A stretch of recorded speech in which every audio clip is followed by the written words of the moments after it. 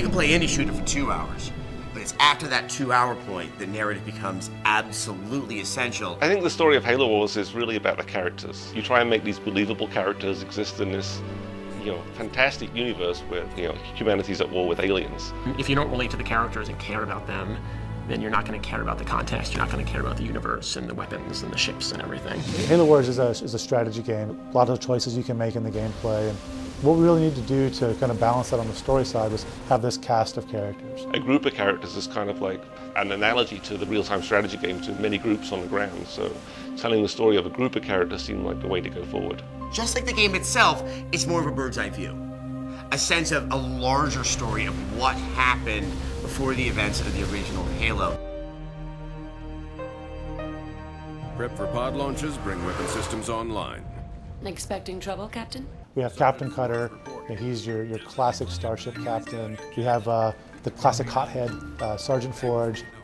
He has this sort of tension-filled relationship with Professor Anders, the science chick. Forge doesn't think it's safe for you to go down there yet. I can take care of myself. Serena always gets that last word in on the Bridge of the Spirit of Fire, and she's kind of funny and sarcastic.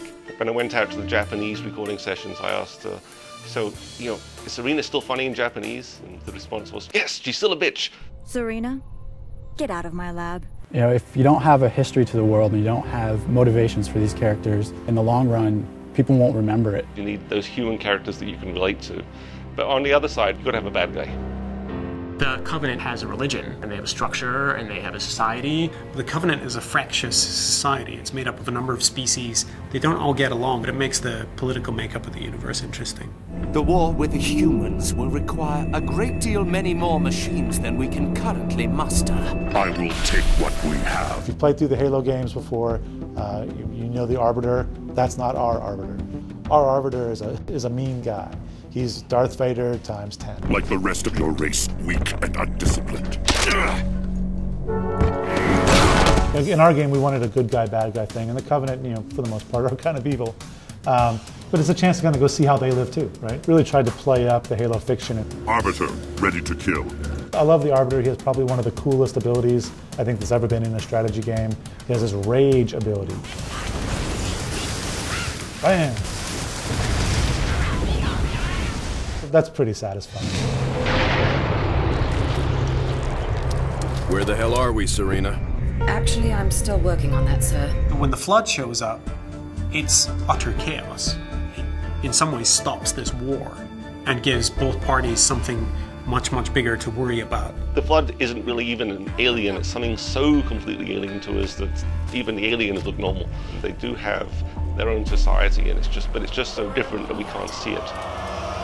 Many different people have a different feel for what the Flood is, but certainly it has a lot of the characteristics of virus and zombies at the same time. They slowly infect you and you become them. Its sole purpose is to literally consume everything in its path. The flamethrowers are very good against the Flood, but infantry will be taken over by the Flood and turned against you.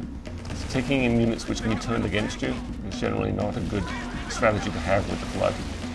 I've got a whole bunch of Flood chasing me. So I actually lost my units there, and now I'm having to use my own flamethrowers to take out my own guys.